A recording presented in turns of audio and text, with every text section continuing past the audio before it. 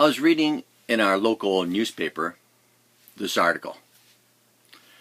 Survey suggests communication gaps between parents and local school board. Of all the questions in the survey, this question really caught my eye. The school lets me know when my child is doing something well at school. Parents with students in elementary school, 43% agree. Parents with students in high school, 22% agree. This to me is a missed opportunity of parent-teacher communication. In fact, it's a failure to communicate. Now, I'm not a phone person. I avoid the phone as much as I can. I'd rather text, email, or do a face-to-face in person. But I do have a teaching strategy that works for me and uses the telephone. And it's a solution to turning around these survey results. It's called the sunshine call. We all like to be praised. We all like to be told something positive. There's nothing more motivating for a student than receiving a positive sunshine call from their teacher. Praise from a teacher to a parent of a challenging student becomes very powerful when the first call the parent receives is a positive one. Place yourself in the shoes of this parent who constantly gets phone calls of their child's misbehavior. Be the one to change their thought of the teacher phone call.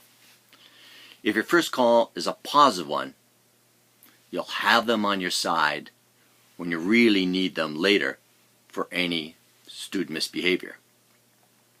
The ideal time to make this sunshine call is on the first day of school, or during the first week of school, or first day, first week of a new school term, or after a holiday. The main goal is to catch a student doing something positive. So, pick 3 to 5 students to observe for your telephone call.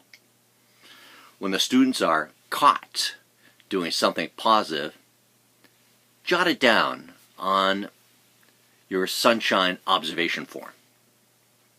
Print a sunshine observation form for each student. When you've observed something positive, file it in your student records binder with all the other information you have on the student. You may or may not want to tell the students that you're observing them. One of the advantages I find not telling the student, especially a high needs student whose misbehavior is troubling, is the element of surprise. Both the parent and the student are politely surprised by the positive phone call. Another thing you may or may not want to do is have the student beside you when you call. This way, the student knows what was said to the parent. This reinforces the trust between you and the student and the parent. As soon as you have the time, call the parent. Take your student records binder with you.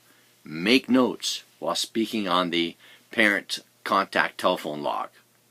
Have a class list at the beginning of the binder so you know who you've called and who you still have to call.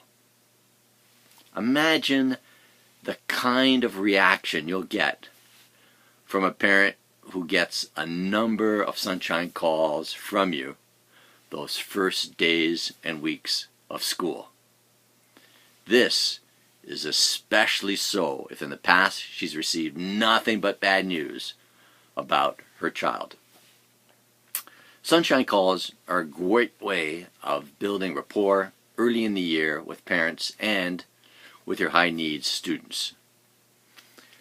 Building rapport early encourages students to work with you even when things aren't going so well.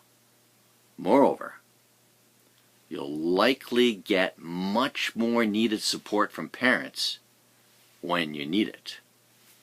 If you can get a parent on your side early, behavior problems are easier to solve.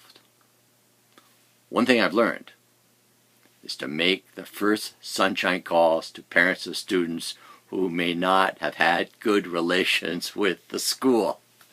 This early positive outreach will make a big difference in your future interactions with difficult parents and students. Let me know in the comments how the strategy worked out for you. Until next time, talk to each other, support each other, take care of each other.